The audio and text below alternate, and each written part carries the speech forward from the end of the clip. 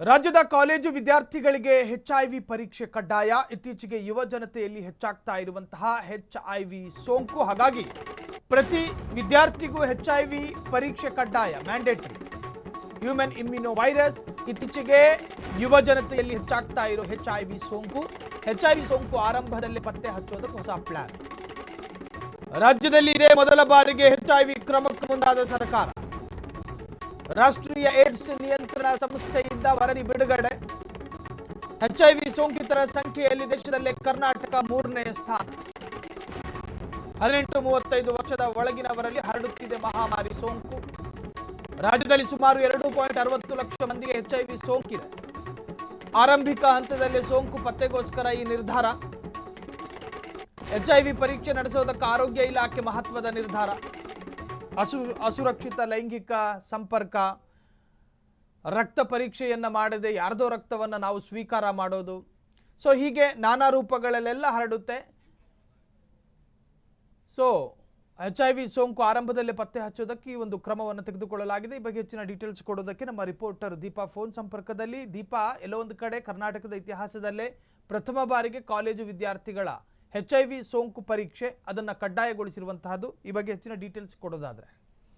ಹೌದು ಸಾಯಿಲ್, ಇತ್ತೀಚಿನ ರಾಷ್ಟ್ರೀಯ ಏಡ್ಸ್ ನಿಯಂತ್ರಣ ಸಂಸ್ಥೆ ವರದಿ ಪ್ರಕಾರ ಎಚ್ಐವಿ ಸೋಂಕಿತರ ಸಂಖ್ಯೆಯಲ್ಲಿ ಕರ್ನಾಟಕ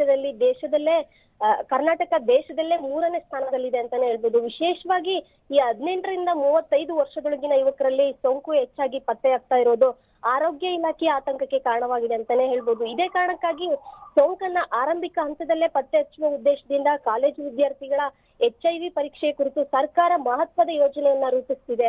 ಈಗಾಗಲೇ ರಾಜ್ಯದಲ್ಲಿ ಸುಮಾರು 2.60 ಲಕ್ಷ ಮಂದಿ ಎಚ್ಐವಿ ಸೋಂಕಿನೊಂದಿಗೆ ಬದುಕುತ್ತಿದ್ದಾರೆ ಅಂತ ಅಂದಾಜಿಸಲಾಗಿದೆ.